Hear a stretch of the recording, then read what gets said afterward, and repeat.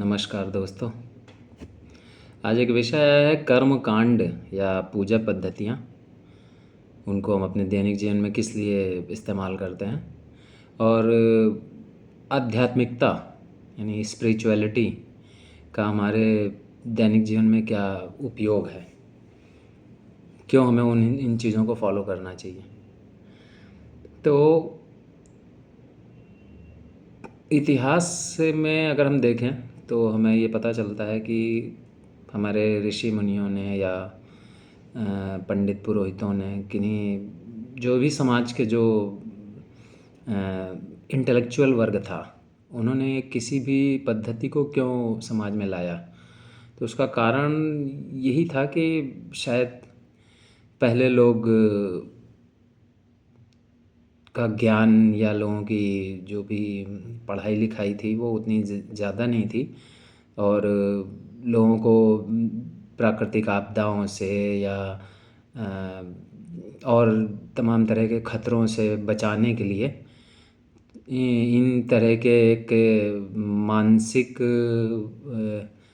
मानसिक सहायता के लिए इन चीज़ों का शायद उपयोग किया गया था कि एक आम आदमी जो कि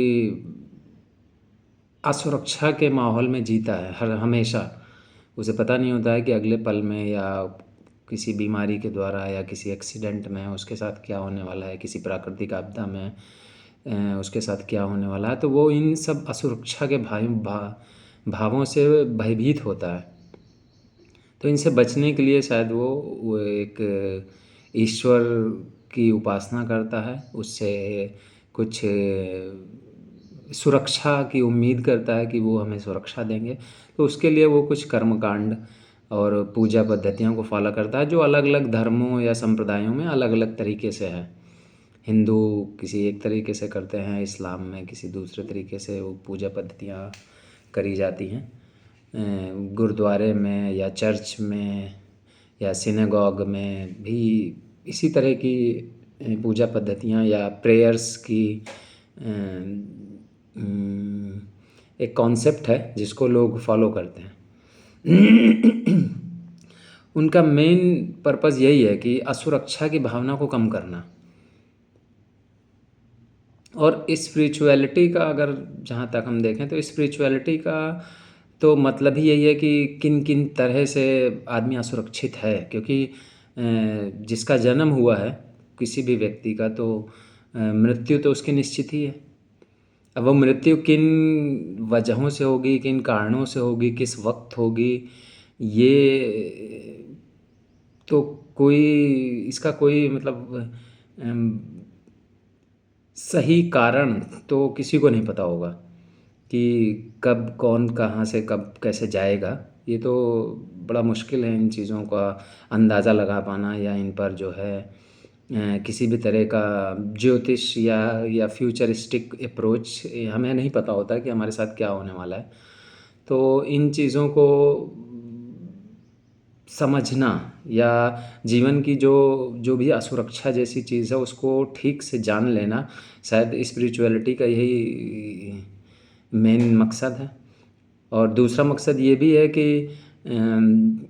एक व्यक्ति जो जहाँ से भी आया है, जैसे भी वो पैदा हुआ है और उसके भीतर या उसके उसके जो चारों तरफ जो प्रकृति है उसने उसे क्यों यहाँ पे लाया है इस मुकाम तक कि वो एक मानव जीवन उसको मिला है। तो वो इन चीज़ों की खोज करे कि आखिर वो यहाँ पे क्यों आया है, उसके जीवन का यहाँ पे होने का पर्पज़ क्या है।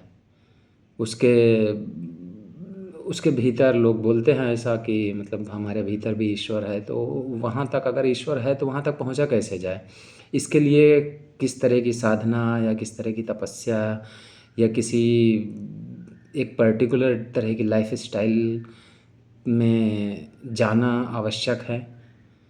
तो तमाम तरह के ऋषि मुनियों ने इसके बारे में भी अलग अलग तरह के फ़िलासफ़र्स ने, दार्शनिकों ने इस बारे में चर्चाएं की हैं।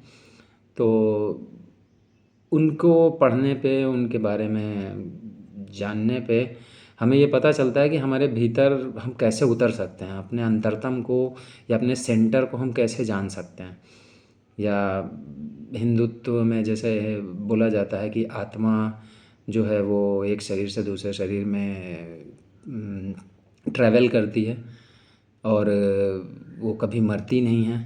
लेकिन इसका अनुभव तो शायद ही किन्हीं किन्हीं लोगों को होता है, और जिनको अनुभव होता है फिर वो इस चीज़ को शब्दों में बयान नहीं कर पाते हैं। काफ़ी मुश्किल काम होता है। और शरीर है जो वो तो मिटता ही है, जो पैदा हुआ वो तो मरेगा ही। हर एक जीव जंतु कोई भी है वो जाता ही है यहाँ से, समाज से। तो मेरे ख्याल से कि स्पिरिचुअलिटी का मतलब यही है कि हम दो ऐसे तत्वों से शायद मिल करके बने हैं, जो जिसमें एक नश्वर है, शरीर जो मिट्टी से बना हुआ है वो नष्ट होगा, और आत्मा अगर वो उस जैसी कोई चीज़ है, मुझे नहीं अनुभव है, तो वो है जो ट्रैवल करती है एक शरीर से दूसरे शरीर में। तो अगर वैसी कुछ चीज़ है, वो कोई ईश्वरीय सत्ता या कोई परम सत्ता जो उस आत्मा के रूप में हमारे भीतर निवास करती है, रहती है, उसको जानना ही शायद जो है स्पिरिचुअलिटी का मेन कोर है। तो यही समझ जो मेरी थी मैंने आपके सामने शेयर की है। बताइएगा कि इसमें क्या कमी है, या कुछ और मॉडिफिकेशन अगर आपकी तरफ से हो। Comments are welcomed. Thank you very much.